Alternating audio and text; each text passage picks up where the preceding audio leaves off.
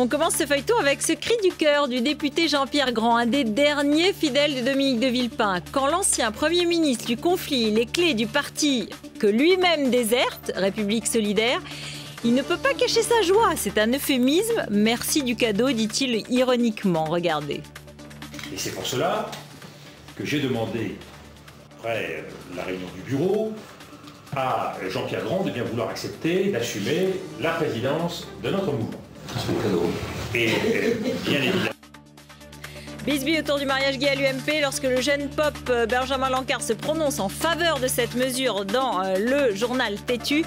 Christian Vannès, représentant de la droite populaire, demande carrément sa tête. Cette petite dédicace à Jean-François Copé, une femme entièrement voilée, a annoncé aujourd'hui sa candidature pour la présidentielle de 2012 à Meaux. Provocation qui n'ira sans doute pas très loin, mais qui vise directement le maire de la ville, à l'origine de la loi contre la burqa, qui a permis d'ailleurs, cette loi, de prononcer aujourd'hui les premières condamnations pour port du niqab.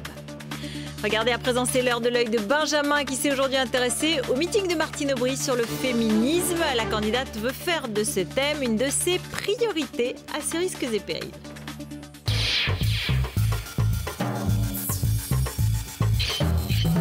Mais il y a tous les degrés dans le féminisme. Oui, et hier, Martine Aubry, pour son grand meeting féministe à Paris, a voulu exprimer le sien. Un féminisme responsable et ouvert, capable de reconnaître sur ce sujet l'apport de certains hommes. Quelques hommes ont quand même fait avancer les conditions des femmes. Je pense à Condorcet, je pense aussi à Victor Hugo. Oui, enfin, des hommes qui ne sont pas actuellement engagés dans la primaire socialiste. Car Martine Aubry l'a bien compris, cette question peut faire la différence. Et pour cela, elle n'hésite pas à promettre l'égalité salariale homme-femme. J'ai déjà rédigé cette loi et je veux qu'elle soit la première du quinquennat. Aubry, la candidate féministe, il lui reste tout de même à faire oublier l'autre femme du PS, Ségolène Royal. C'est pour ça que j'aime pas trop les femmes politiques qui expliquent qu'elles sont femmes infériorisées, femmes écrasées. Nous on est là pour se défendre. Si on n'est pas capable de se défendre nous, comment va-t-on défendre les autres? Mais il y a tous les degrés dans le féminisme. Oui, le féminisme, une question de degrés, mais cela, Martine Aubry l'a aussi appris à ses dépens. Il y avait beaucoup de liberté de ton. Voilà, c'est pas étonnant chez les féministes.